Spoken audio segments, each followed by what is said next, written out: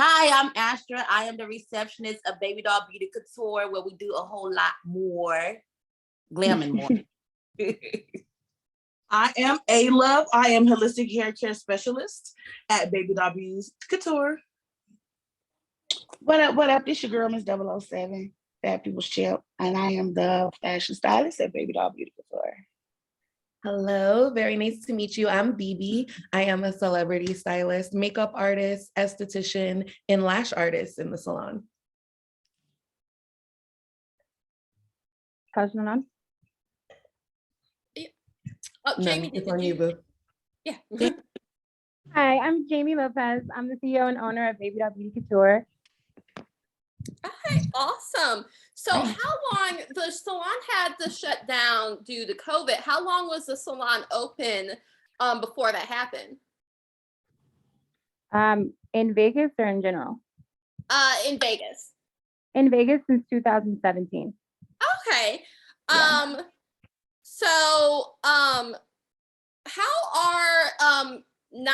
How were you guys treated previously in non-inclusive salons that weren't considering plus size clients?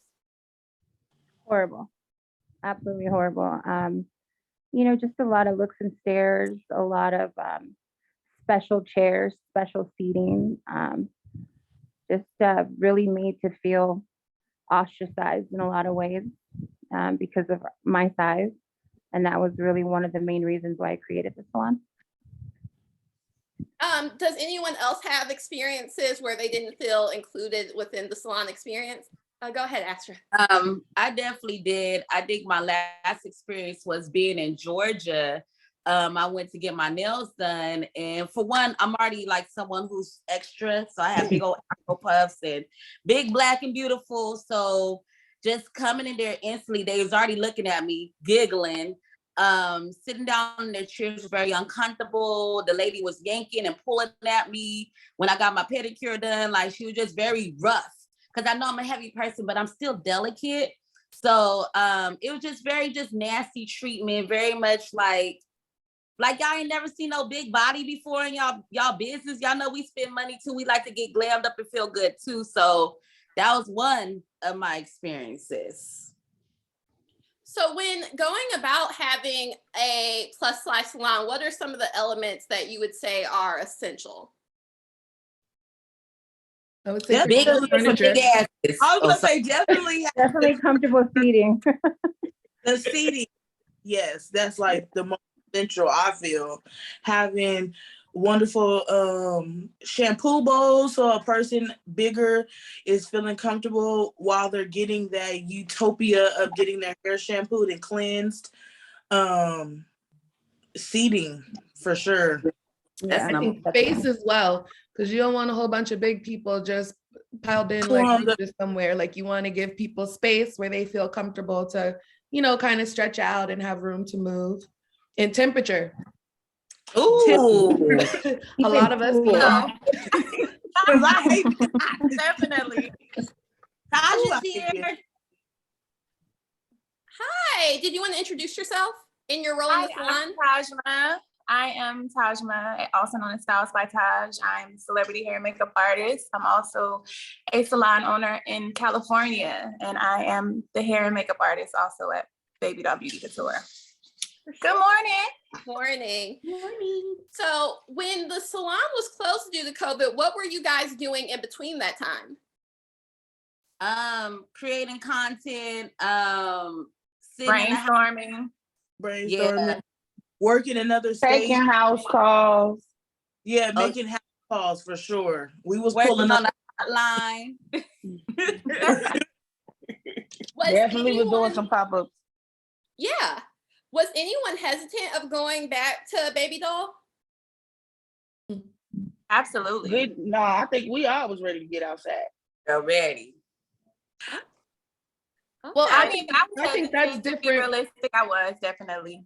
Just out of concern for health and knowing people who did pass from COVID and things like that, I was definitely a little hesitant, especially being a makeup artist as well as a hairstylist and having to be in somebody's space, like up close and personal.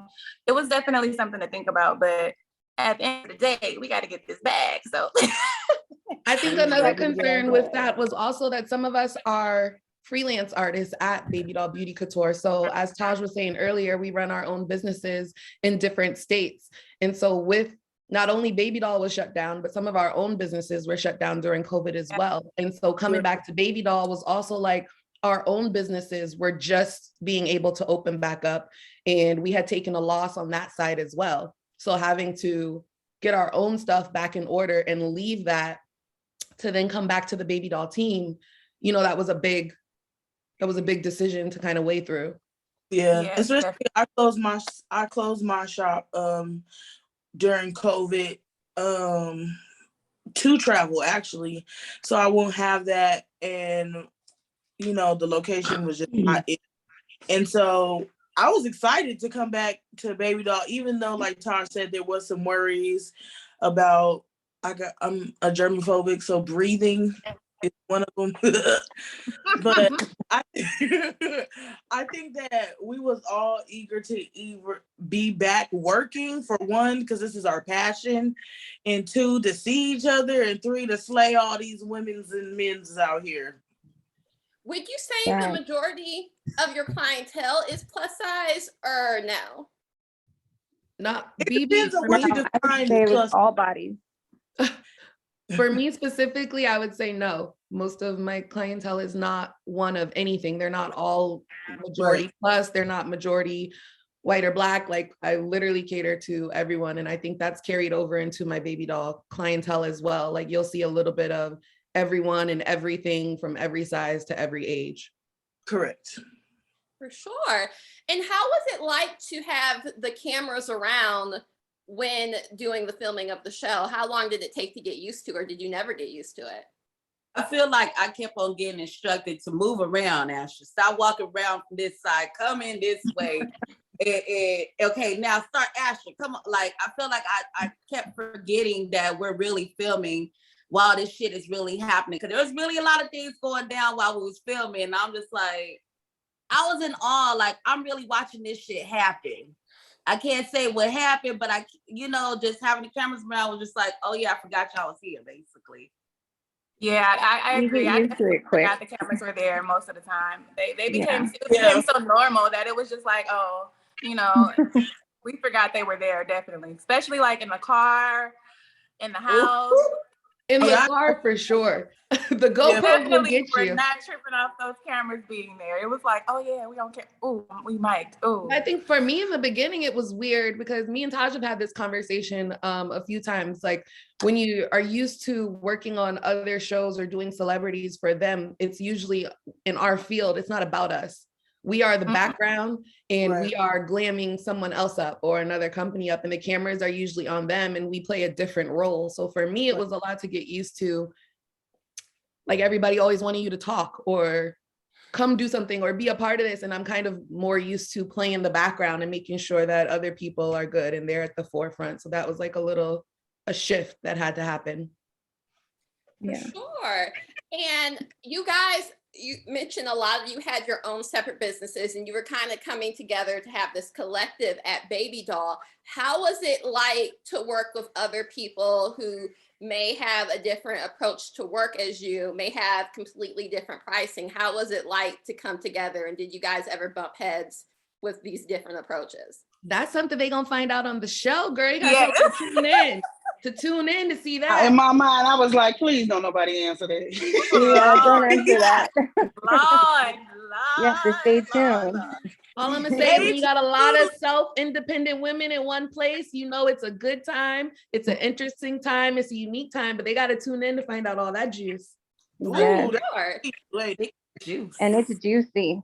It's juicy. Period.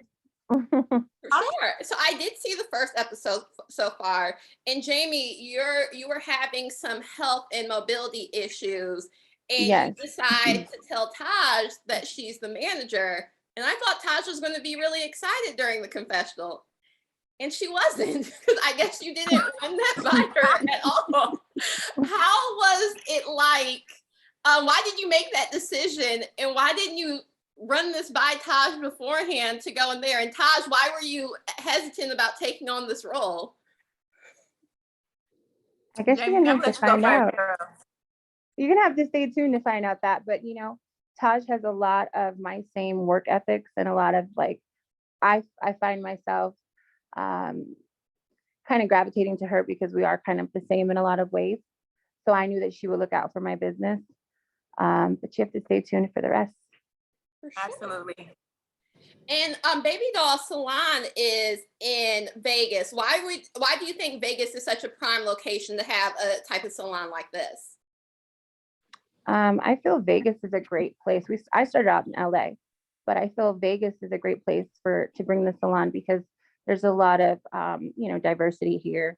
There's a lot of big girl conventions here. I actually, to make the move to Vegas, I came to a big girl convention here and I went to get my nails done and I was treated horribly.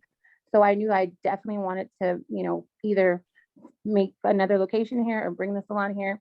But we get tourists from all over the world that come here. So it has become like a landmark here. So it's great. For sure. And I know that people, especially with beauty, will travel far to find an artist that they like. Do you have a lot of clients who travel pretty far to come and see you guys? Yeah. Yes, definitely do. But that's also the great thing about Vegas. Vegas is like a big tourist attraction place where people are coming to see the big moments or the big attractions of the world or just different genres. So why not, like Jamie said, have Babydoll Beauty Couture be just another one of those really monumental staples in Vegas that people are traveling to come see and be a part of. Especially since we are the only one in the world. It's like Vegas is the perfect location to be. Yeah, everybody wants to come to Vegas. So like, even when you want to come and get a little party on for the little weekend, you be like, oh, I could come get my little glam for the weekend, have Babydoll, and then hit the strip with them Jamie Lopez lashes. And what do you want people to take away from the show? Because you're kind of highlighting some issues that a lot of people didn't even know were happening within the salon community. I want people to just kind of see the message, and I want people to be aware of what big people go through. I think people are very, they just don't really understand like the struggles of being a larger individual and the struggles that we go through for something so simple as just getting our nails done. So for me, I think I would love for the women who feel voiceless or the young girls who feel like they're not seen. Or like, I just remember we all have had a conversation about being young and not seeing ourselves reflected on mainstream media in a way like we're able to do right now. And so if that can save a life, if that can encourage, if that can help a girl or a woman find her own confidence and just feel proud and feel seen and feel heard, for me, that was my like big push. Like, I hope that in whatever format or whoever that they fall in love with or connect with or understand our own individual stories, that they find one of us or all of us who can kind of portray that and be that for them. Yes. Absolutely.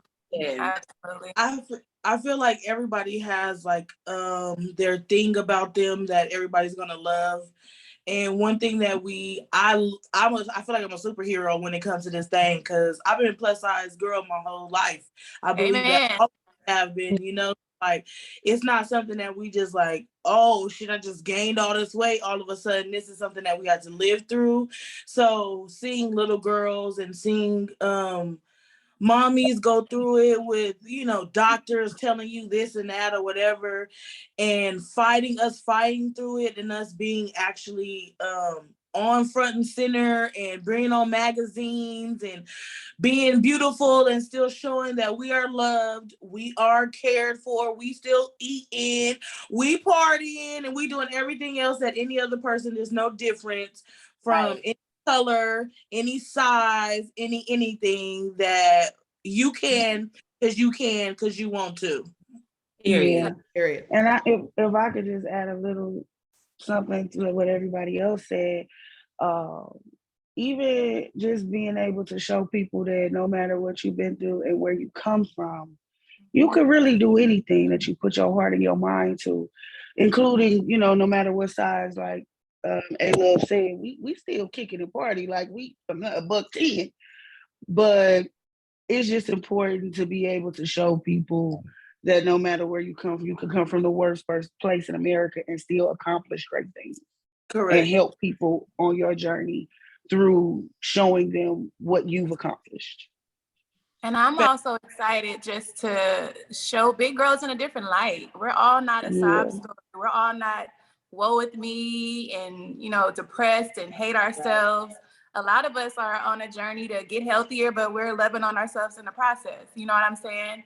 So I'm just excited to see myself represented finally, like BB said, I've been a big girl my entire life. I've never been skinny. So from kids to high school and as an adult, I've always been a big girl. So who better to learn a story from than women who actually really experienced it, Okay. And then the women are going to profession and, they want to build their confidence. They can see us and kind of thrive through us. Mm-hmm. For sure. Well, thank you so much for taking out the time to talk to me, and best of luck with the salon and the premiere of the show. Thank you. Thank you. Yes, girl.